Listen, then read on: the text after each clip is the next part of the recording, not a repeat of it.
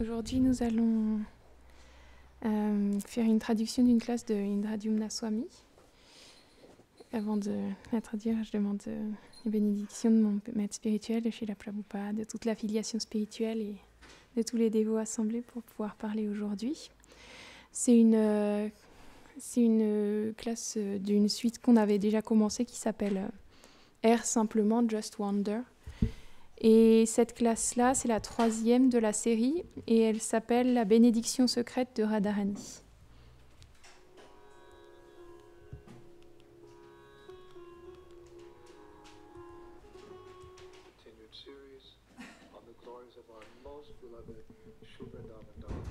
Donc nous continuons cette série sur notre bien-aimé Shri Vrindavan Dham.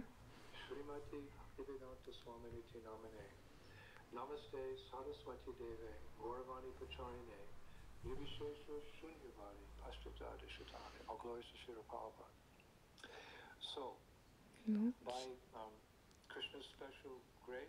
par la grâce particulière de Krishna, je me suis retrouvée à Shri Vrindavan Dham. Par la grâce de Srimati Radharani pour une période étendue. Et lorsque je suis allée dans notre temple de Krishna Balaram hier, j'ai vu nos très belles déités là. Et je me suis aussi souvenue des 2 sets de déités de Radha Krishna qui sont très chers à mon cœur particulièrement parce qu'ils ont été la première paire de Radha et Krishna, de déités de Radha et Krishna que j'ai vue dans ma vie en tant que dévot.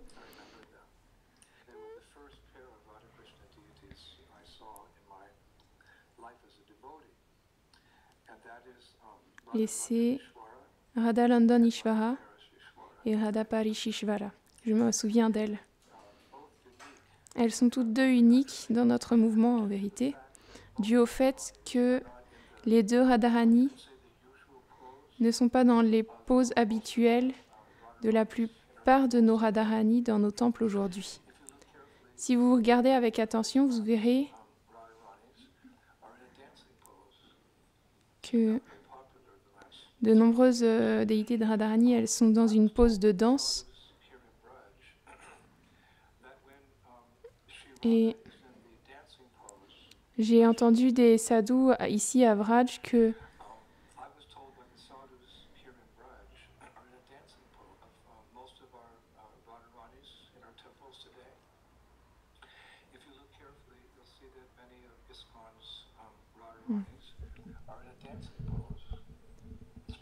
donc, de nombreuses Radharani d'ISKCON, elles sont dans une pose de danse. Et les sadhus, ils ont dit ici à Vraj que lorsque Shri Radha est dans une pose de danse, Krishna ne la quittera jamais. Mais en vérité, il y a de nombreuses poses de Radharani en tant que déité à côté de Krishna, mentionnées dans le Govinda Lilamrita. Et ensuite, il y a ce que j'ai trouvé de certaines recherches, les poses traditionnelles, où ses 2 mains sont fermées devant elle, comme ça. Et je ne pense pas que nous ayons une déité de Shri Radha dans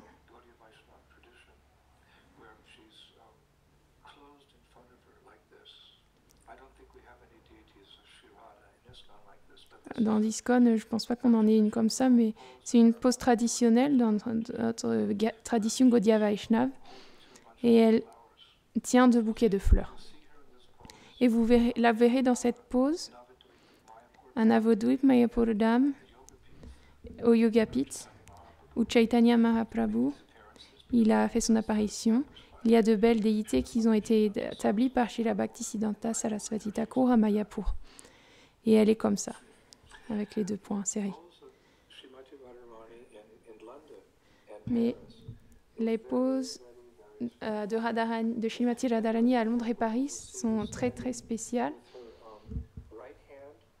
Dans ces poses-là, vous les verrez avec sa main droite, elle donne sa bénédiction.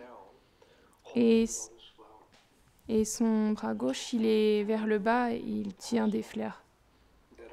Il y a un très beau divertissement que j'ai recherché, j'ai trouvé un beau divertissement décrit par un Vaishnav dont le nom est Yadunandan. Il était un disciple de Srinivasacharya et il a écrit un livre appelé Manjari Shringara Rahasya. Et il a expliqué pourquoi Radharani, elle a cette pose particulière, avec la fleur de lotus dans sa main gauche, en bas, et la main droite qui donne ses bénédictions. C'est très beau. Donc je vais la partager avec vous. Un jour, Srimati Radharani, elle portait une attention particulière à se vêtir et se décorer de bijoux, en espérant que Krishna il la rencontrerait ce jour. Donc tout cela, le fait de s'habiller, de se vêtir, de se décorer, c'est appelé Shringar. Et il y a un art dévotionnel entier derrière la manière dont elle et Krishna et les différents Vrajvasis s'habillent avec de tels ornements. Et c'est significatif la manière dont les ornements ils passent des messages particuliers. Comme nous le savons tous, parce que la coutume sociale veut que Radha et Krishna ils ne sont pas autorisés à parler en public ensemble, bien qu'ils soient parfois ensemble en public, ils ne sont pas autorisés à parler, ni avec leur bouche, ni avec leurs gestes. Donc, ils communiquent à travers leurs vêtements et leurs ornements. Et comment ils font cela? Par exemple, lorsque Shri Radha, elle porte un ornement en demi-lune sur son front, c'est un signal à Krishna pour lui dire qu'il se rencontre lorsque la lune est à moitié pleine. Et lorsqu'il y a 8 points sur un côté de son visage, les gopidotes, nous appelons ça comme ça aujourd'hui, lorsqu'il y a 8 points sur un côté de son visage, c'est un signal à Krishna qu'elle va venir le rencontrer avec 8 ses amis. Et lorsqu'elle porte 8 points sur l'autre côté de son visage, cela signifie qu'elle le viendra avec 16 gopis. Et donc à la fin des gopidotes, lorsqu'il y a des plumes de pan à la fin des deux côtés des gopidotes, ça signifie Krishna, est-ce que tu te souviens de lorsque nous parlions de pan dans ce kunj particulier? Donc nous nous rencontrerons dans ce même kunj lorsque nous parlions de pan l'autre jour. Il y a différents signaux, et lorsque ces pans ils sont dessinés sur son visage, qui se font face sur ses joues, ça veut dire Krishna, nous pouvons nous rencontrer, nous pourrons être près l'un de l'autre. Mais lorsque les pans ils sont dos à dos sur ses joues, cela signifie nous devons garder une certaine distance parce qu'il y aura beaucoup de pâtres qui seront là.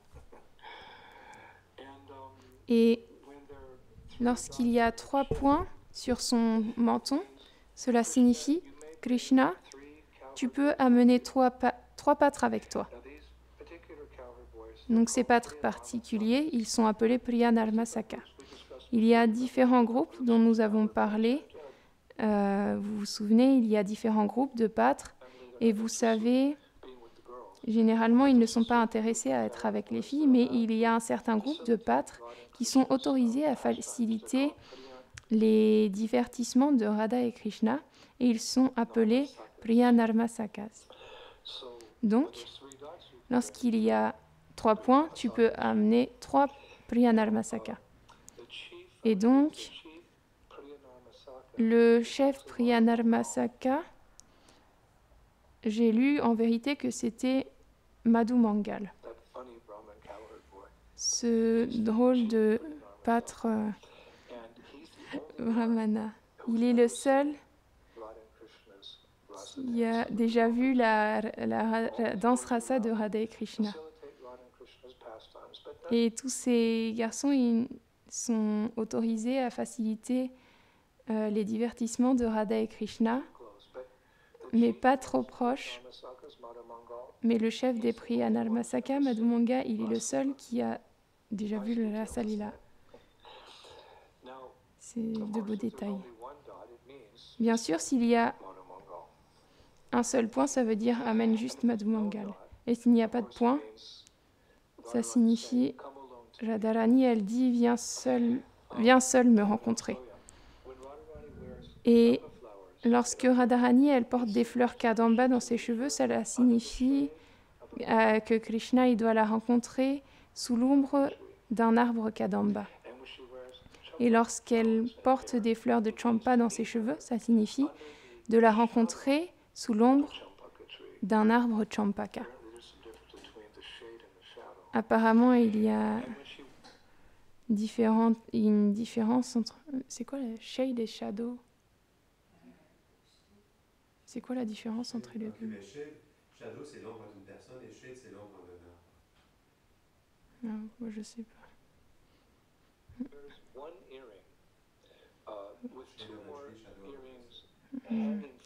Et lorsqu'elle porte une boucle d'oreille avec 2 boucles d'oreilles de plus qui pendent de celle-ci, cela signifie le moment de la rencontre qu'elle suggère. Comment? Parce que une signifie un danda, qui est 24 minutes. Donc si elle porte 3 boucles d'oreilles, cela signifie 24 danda plus 24 danda plus 24 danda. Autrement dit, ça veut dire Krishna, rencontre-moi dans 72 minutes. C'est la science de Shringar. Donc, à cette occasion particulière, alors que Radharani, elle s'habillait de diverses manières pour signaler à Krishna où est-ce qu'il devait la rencontrer, Lalita.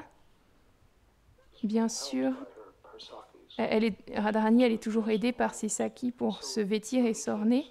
Donc, Lalita Saki, elle a parlé, elle a dit « Ma chère Radharani, aujourd'hui, nous allons aussi te décorer de boucles d'oreilles en forme de requin. » Elle a dit parce que Shyama Sundar, Krishna, il est comme un requin. Et les trous dans tes oreilles sont comme l'océan. Et de même que le requin ne peut vivre sans l'océan, Krishna, il n'est pas capable de vivre sans toi. Et à chaque fois que Krishna il voit ces boucles d'oreilles en forme de requin, il se souviendra que sa vie n'est rien sans toi. C'est le conseil de Lalita. Et elle a continué et elle a dit « Ma chère Radha, je vais mettre du kajal dans tes yeux parce que c'est l'obscurité de l'amour. Et l'amour, il mûrit mieux dans l'obscurité. » Donc de cette manière, Shri Radha, elle a commencé son jour avec de grands espoirs de rencontrer Krishna. Et par la grâce de Purnamasi, Yogamaya, Radha et Krishna, ils ont croisé le chemin l'un de l'autre plus tard ce matin. Et en étudiant le Shringar de Shri Radha, en étudiant ses ornements et ses vêtements, Krishna, il a pu tout comprendre de l'endroit et du moment où l'a rencontré plus tard ce jour-là. Mais comme nous l'avons dit de nombreuses fois durant ces derniers mois, cela arrive souvent que Krishna soit en retard pour le rendez-vous, pour diverses raisons. Et à cette occasion particulière, Radharani, elle s'est mise très en colère. En fait, elle s'est mise en colère. Et la colère, cette qualité transcendantale de la colère en sanskrit est appelée mana, M-A-N-A. Et bien sûr, Krishna, il a essayé aussi, autant qu'il le pouvait, il a essayé vraiment de la pacifier, comme il le fait souvent, mais il n'a pas réussi. Donc, comme il l'a souvent fait, il est allé voir Lalita et il lui a demandé d'intervenir. Et heureusement, Lalita, elle a été capable de calmer Shri Radha. Mais par la suite, Lalita, elle est allée voir Krishna et elle l'a châtié fortement en lui disant « Ne rends plus jamais Radha en colère ». Et quelques jours plus tard, alors que Radha et Krishna, ils étaient assis joyeusement ensemble, en parlant, en discutant, en riant, dans un bosquet particulier, Krishna a dit « Ma chère Radharani, que penses-tu si nous échangeons les rôles et que je fais Mana un jour ?»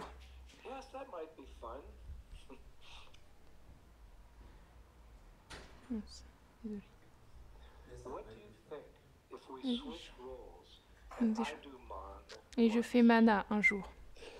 Et donc Radha, elle a souri et elle a dit « Oui, ça pourrait être drôle d'échanger les rôles. Krishna se mettre en colère et Radharani, elle devrait l'apaiser. Donc Krishna, il a plaisanté, il a dit « Mais attention, ce ne sera pas facile de me pacifier. » Alors Shri Radha, elle a dit « Ne sois pas si sûr de cela, Krishna. Tu connais la force de mon amour. Ma prière pour toi, ce qui est si vrai. De mon prême pour toi, c'est si vrai. » Donc, immédiatement, Krishna, il est rentré dans Mana, il s'est mis en colère. Sur la rive de la Yamuna, c'est décrit. Et il est devenu très en colère contre Shri Radha et Shri Radha, elle essayait autant que possible de pacifier Shri Krishna, mais elle ne réussissait pas. En vérité, les Shastras disent, elle a fait de son mieux durant 3 jours et 3 nuits. Et ensuite, tout comme Krishna le fait lorsqu'elle est en colère contre lui, elle est allée demander de l'aide à Lalita. Mais même là, elle a été incapable d'apaiser le mana de Krishna. Sulkt, ça veut dire quoi? Alors qu'il... Sulkt, S-U-L-K-E-D. Alors qu'il boudait sur la rive de la rivière Yamuna. Donc ensuite, Shri Radha, elle s'est tournée vers Vishaka. Nous voyons toujours que Vishaka, elle est à un côté de Shri Radha et Lalita, elle est de l'autre côté. Elles sont les deux Sakis principales, mais même Vishaka, elle n'a pas réussi à pacifier Krishna qui boudait. C'est décrit. Krishna qui boudait. Donc ensuite, les Shastras disent Lalita et Vishaka, elles ont employé 16 108 gopis. Elles les ont appelées pour essayer de pacifier Krishna. Et même ça a échoué. Donc ensuite, Radharani, elle s'est effondrée, elle s'est mise à pleurer. Et alors qu'elle le faisait, ses larmes, ils ont coulé jusqu'à la rivière Yamuna. Et bientôt, la rivière, elle a commencé à déborder de ses rives, avec ses larmes. Et ensuite, qu'est-ce qui est arrivé? Yamuna Devi, elle-même personnifiée, elle est apparue devant Shri Radha. Et elle a dit, avec beaucoup de douceur, « Ma chère Shri Radha, tes larmes me causent une grande souffrance. S'il te plaît, donne-moi un ordre afin que je puisse pacifier Krishna pour toi. » Donc ensuite, après cela, à ce moment-là, elle a demandé ses bénédictions. Donc Shri Radha, elle a béni Yamuna Devi d'être capable de le faire. Donc Yamuna Devi, c'est décrit, elle est allée dans un bosquet proche durant un certain temps et par la suite, elle est réapparue en ressemblant exactement à Krishna. Nous savons que c'est possible dans le sens où elle a le même teint sombre que Krishna. Lorsque nous parlions de la personnalité et des divertissements de Yamuna Devi il y a quelques semaines, elle a le teint Shyam aussi, et lorsque nous disons Shyam, nous nous référons à la couleur des nuages. Ce n'est pas noir comme la nuit, mais le teint de Krishna, Shyam, il est de la couleur des nuages le soir. Parfois, nous disons noir bleuâtre. Il y a du bleu, c'est comme un mélange de couleurs. Donc, c'est la couleur des nuages dans la soirée. C'est ça qu'on dit Shyama Sundar. Donc, elle a exactement la même couleur. Mais elle a aussi manifesté tous les beaux traits de Krishna au point où elle portait la même jupe, les mêmes pantalons, le même collier, la même couronne que Krishna. Et elle tenait aussi une fleur de lotus dans une main. Et dans son autre main, elle était dans la pose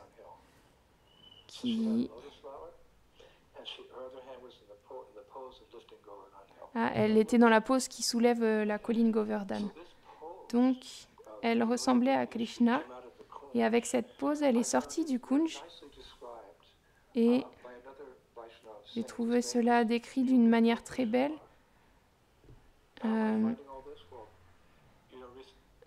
par un Vaishnav. Il a dit son nom.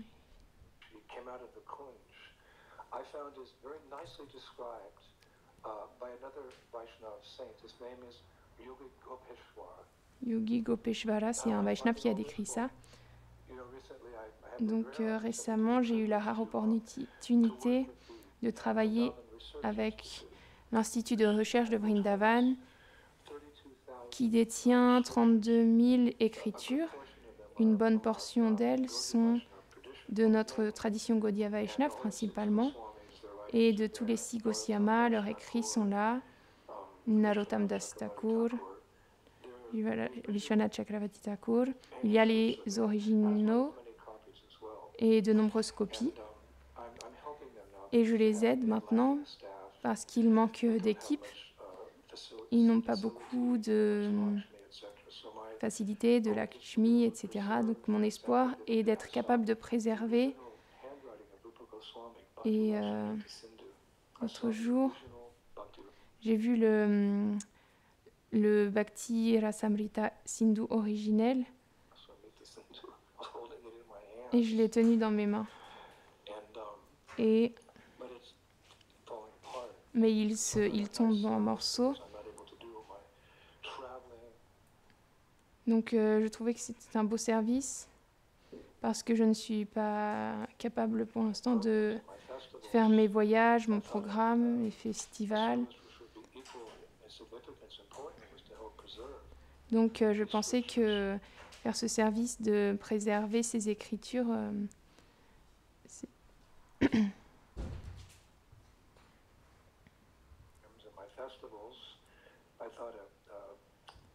c'était un service qui aurait une signification, une importance égale de préserver ces écritures. Donc je regarde toute la technique de la manière dont préserver ces vieux papiers et dont les garder dans une atmosphère, dans des salles de manière pour qu'ils ne se détériorent pas.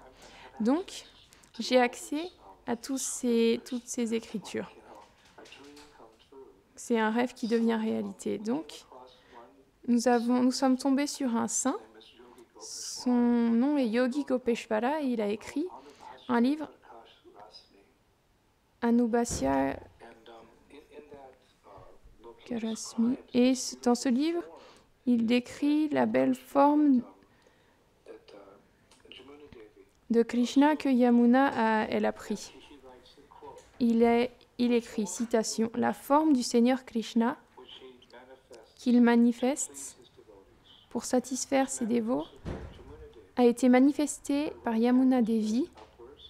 Donc, sa main droite, elle était vers le haut avec son poing fermé. Et sa main gauche, elle faisait face au sol.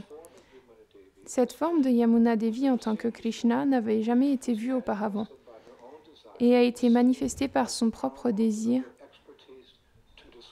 Et c'est vu comme le sommet de son expertise à se déguiser, comme son expertise suprême pour se déguiser. Donc je me demandais pourquoi est-ce qu'elle a pris ce déguisement? Pourquoi s'est-elle déguisée en Krishna? Et ensuite, j'ai lu les précédents shastras auxquels je me référais.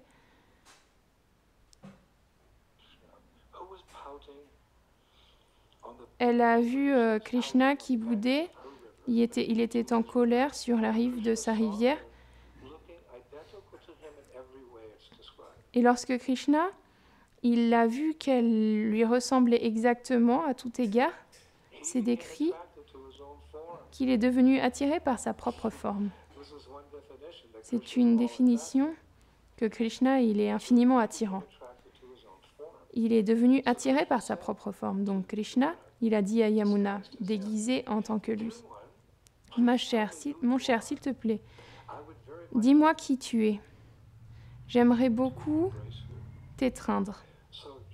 Donc Yamuna, qui ressemblait à Krishna, elle a dit, cher Krishna, si tu aimerais m'atteindre, alors d'abord, tu dois abandonner ton mana, abandonner ta colère, et ensuite prendre un refuge complet dans les pieds de lotus de Shri Radhika. Donc c'est ce que Krishna il a fait. Immédiatement, il était d'accord et il a abandonné son mana et il s'est incliné vers les pieds de Radharani. Donc dans ce lila particulier, par l'arrangement de Purnamasi Yogamaya, Yamuna Devi, elle a accompli ce que Lalita et Vishaka et dans un sens Shri Radha n'avaient pas été capables de faire. Donc, parce que Yamuna, elle a réussi à pacifier Krishna et que Radharani a gagné, Radharani, avec beaucoup de bienveillance, elle lui a donné une bénédiction extrêmement belle. Et voilà la bénédiction que Shri Radha, elle a donnée à Yamuna. Elle a dit, ma chère Yamuna, de même que tu m'es chère, les fleurs de lotus qui décorent constamment tes eaux me sont aussi chères. Donc, à partir de maintenant, je tiendrai toujours l'une de tes fleurs de lotus dans ma main gauche et je te bénirai de mon autre main, de ma main droite. Et voilà, et c'est pour cette raison, cher Prabhu, que nous voyons Radha avec Krishna, à la fois à Londres et Paris, dans la pose où elle tient une fleur de lotus dans la main gauche, et sa main, elle est vers le sol. Elle tient une fleur de lotus, et sa main droite est levée en donnant des bénédictions à Yamuna et à tous les autres qui sont bénis de voir cette forme divine de Vrindavaneshwari Srimati Radharani. Donc ceux d'entre vous qui servent Radha Landanishvara et ceux qui, si vous entendez ça, et ceux qui servent les Radha Parishishvara, ça aura une signification particulière pour vous. Et bien sûr, souvenons-nous que ces deux ensembles de déités de Radha et Krishna, Radha Parishishvara et Radha Landanishvara, ils ont été installés personnellement par notre bien-aimé Srila Prabhupada. Donc, nous allons finir ici aujourd'hui. En vérité, j'ai un rendez-vous à l'Institut et je dois parler avec le directeur de comment nous allons procéder et nous engager différentes choses avec les dévots dans ces nouveaux projets. Et je me souviens là, il décrit, moi je sais pas. Ok, Jai. Et voilà.